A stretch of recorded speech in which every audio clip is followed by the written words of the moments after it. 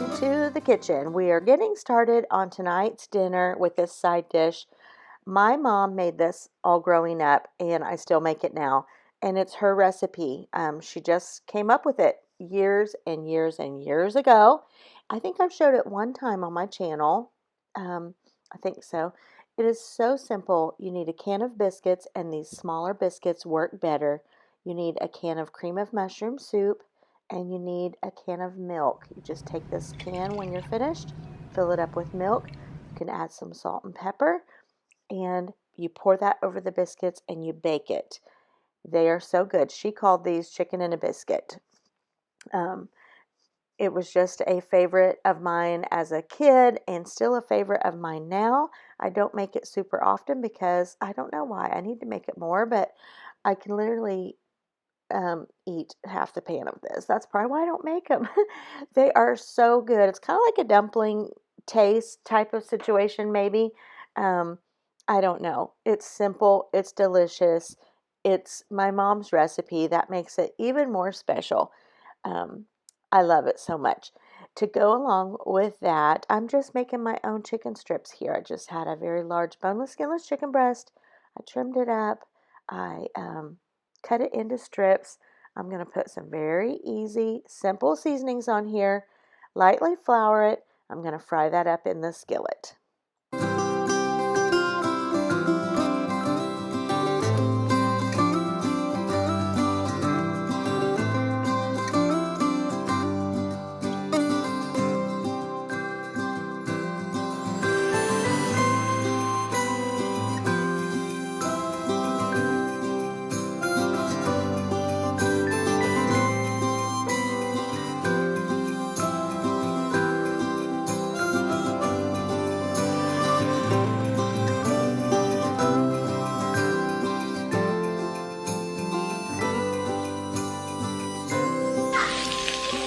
Here, Pops and the little boys playing in the background.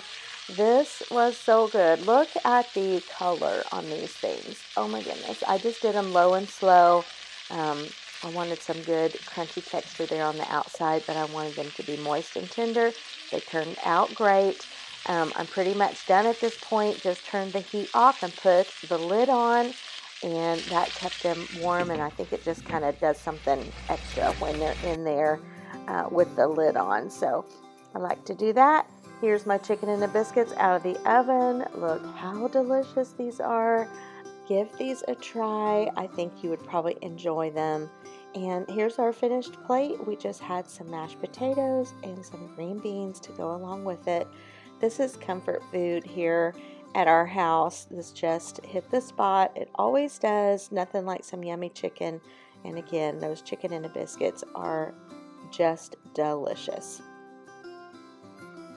Now, this next meal that I'm going to show you was probably one of the best, especially this chicken here, one of the best dishes I have ever made, and it was totally me winging it. I had some chicken I wanted to use, and I had some baby bella mushrooms I wanted to use. That's how it all started. And you can see here I've got another large chicken breast that I've just cut into pieces. And I just wasn't quite sure how I was going to serve this. I just, like I said, I was winging it. I end up cutting these chicken pieces here into strips towards the end. And I would have done that in the beginning had I known exactly what direction I was going with this. But I was just winging it. Do you ever do that in the kitchen? You just kind of have an idea of what you want your dish to be. You've got your components, but you're not quite sure what you're doing. Do you ever do that? So my chicken here is just about done, and I've showed this trick so many times. Add water to your pan and put your lid on. That's what I did there to finish the chicken. So I removed that from the pan. You can see it sitting there on the plate. And into these drippings, I added that whole container of the baby bella mushrooms, some red onion and red pepper, and I just let those cook a little bit, and then I added in some butter, some salt, some pepper. And I'm just going to let these cook. Oh, there's some Italian seasoning. I forgot about that. And some crushed red pepper flakes. So I'm just going to let this kind of cook together. Let the butter melt. And this is going to be a sauce for my chicken. I knew at some point I would probably add in some heavy cream. And so I finished one container and then came in with a little bit more. And then I'm reducing the heat and I'm just going to let this simmer together for the sauce. And I think in my mind, I was thinking back to some dishes that we really enjoy from some of our favorite Italian restaurants. I was kind of thinking, wonder if I can come up with something similar. So you can see here that I ended up slicing up that chicken there, and that's definitely, I think, the best route to go. And then I went in with a couple more things. I had some bacon bits, the real bacon pieces, about half a bag or a little less. I decided I was going to add that in. And then I'm coming in with some Parmesan cheese. I cannot say enough about how absolutely decadent this was. James went on and on about it. He's like, you got to make this for the kids. We know that they would love it as well. Well, I've got a couple that don't like mushrooms, but overall, I know this would be right up their alley.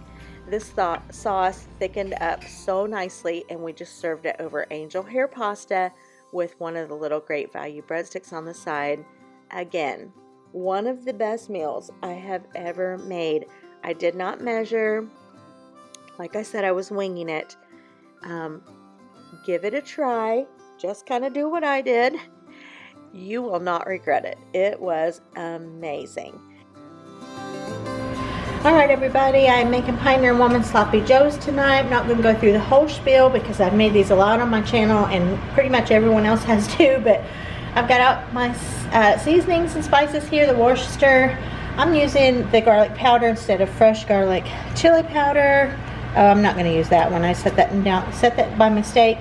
Some pepper flakes, ground mustard ketchup. I got my brown sugar, and then I got my pot out here, my trusty yellow kettle. I've already diced up a yellow pepper and a red onion. I don't have a green pepper or white onion, so. Now, the key to getting your ground beef super tender is to cook it in water. So you're kind of like boiling it. It will cause it to break down super fine. You won't have big chunks, and it'll get super tender, and it's perfect, in my opinion.